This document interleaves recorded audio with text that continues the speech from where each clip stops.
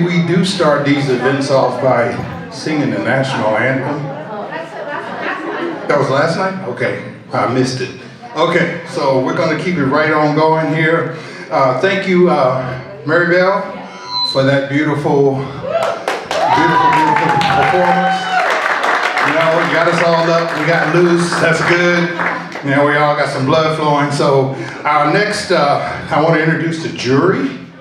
Okay, so we're going to introduce the jury. The jury point of view for the 2023 Universe Multicultural Film Festival. Okay, the screenplays, and we're going to introduce Camille Bacchus. She's not coming. Okay, and how about Brian Connors? Mr. Connors, come on up here. I'm going to introduce you. And, I have to hold this? Well, we can give you another one. This one just sounds better. Yeah. All right, great. So, well, I saw 2 films in the last 2 days, which I thought were just fantastic. Tibetan Hearts, which is, I guess, based on an ancient tale. It seems to me like it's a Romeo and Juliet inspired story. It's quite beautifully photographed. Lynn was talking earlier about all the good things you need in a film. And, you know, great photography, great scenery, wonderful actors, a touching, moving story. You know, I'm obviously American. I'm used to American films. Predominantly I watch American films. But I gotta say, I got completely caught up in the story and the characters. It's, Lynn was also talking about how some screenplays are not loaded with dialogue, and this is the case in that film. You know, the story's told by the action and the characters. Very, very moving, very, very touching. And then the other movie I saw was on Matriarchy Lake, and the same thing. Very beautiful story, very beautiful music, wonderful cast, and again, relying more on less dialogue and more on action and storytelling of the characters. And one of the most touching things, don't gotta be careful not to give away the end of the movie for those of you who haven't seen it. They're in the beginning of the movie. They're in. It's about the Mosu people, where women, the grandmother's the head of the family, and the assets are passed down from the grandmother to the daughter to the children. And men choose their own, women choose whether they want to mate or not and how long they want to stay together. Very, very fascinating. I also watched 2 documentaries about it because the Mosu have been studied by you know, anthropologists and things like that. Apparently, according to the documentaries and the facts about this culture, the word rape doesn't exist. And violence against women doesn't exist. So this is why anthropologists have studied. Anyway, but that's besides the point. It's beautiful scenery, it's a beautiful story. And in the beginning, a man lets this young woman know that he cares about her, is interested in her romantically, by stroking her palm 3 times. And that little element, that's enough to follow the whole story from beginning to end. You're a screenwriter? I mean, this story is told very much through that little gesture.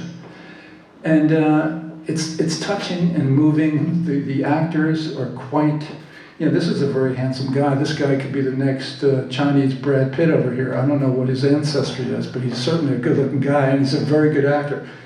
And he's not the lead in both films. Anyway, wonderful, wonderful films. And my small connection to this, Lynn, you may remember this, when I did this 2-character play with Ed Asner and Mark Rydell, it was called Oxymorons.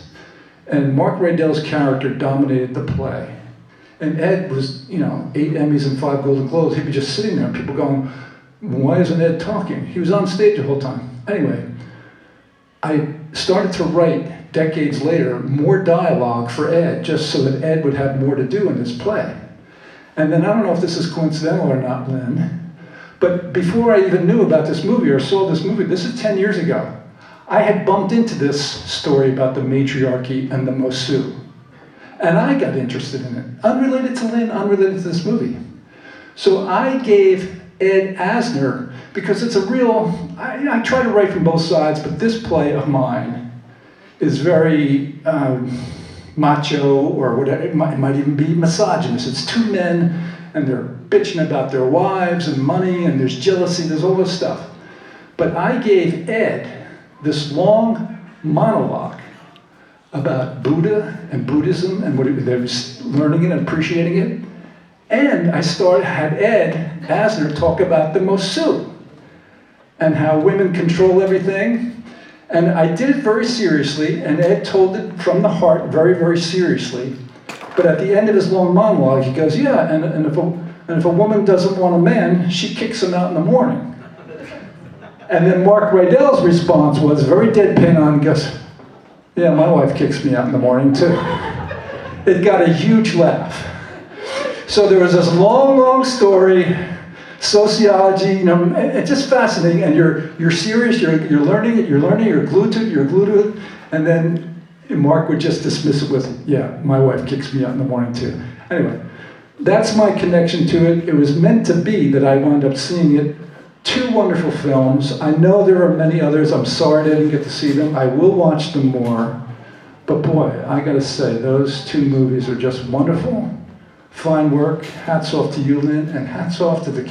By the way, I'll mention too, is there a picture of Lebo Lee? I met Lebo. Lebo is in Matriarchy Lake, right? Yeah. Okay, but Lebo plays the aunt, and she's one of the producers, she's one of the screenwriters, and she's an actress in it. And she doesn't even really, hats off to her, because most people when they portray themselves or show themselves in a movie, they want to come off looking good. They want to play the good guy. She plays it she does some mean stuff. Very brave of her. And I met her, I didn't know anything about her. She came to John's house when we were at the composer's house. And I thought, oh, it's a nice woman to track. But boy, after watching that movie, I had a whole new level of respect for her. Lebo Lee, she's producer, screenwriter, and actress. And she chose to play a very complicated character. It's not a character that just makes her look good. You do love her in the end, at least I did. But boy, she does some very, very mean stuff.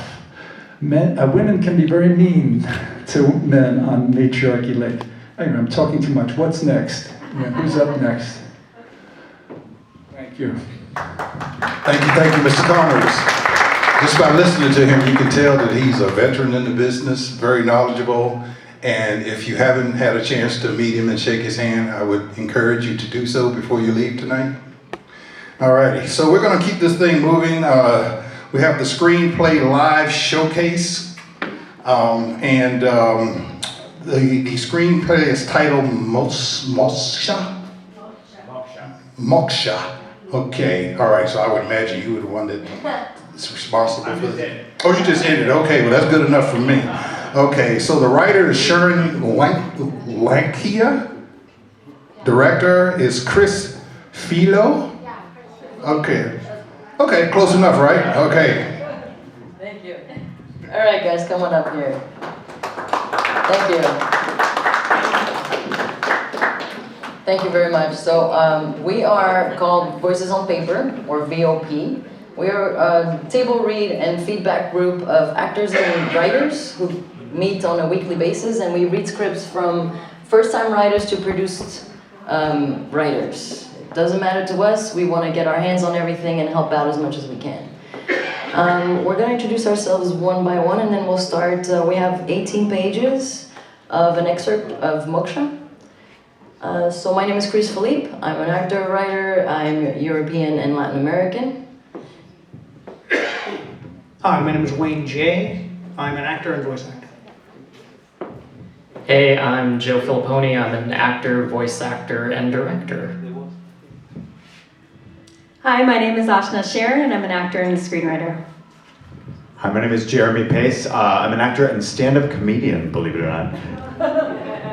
Hi, my name is John Asgari. I'm an actor, voice actor, and a writer. We're actually gonna do these without microphone. We're just gonna read it and project onto you guys. So just be very quiet and listen. Thank you.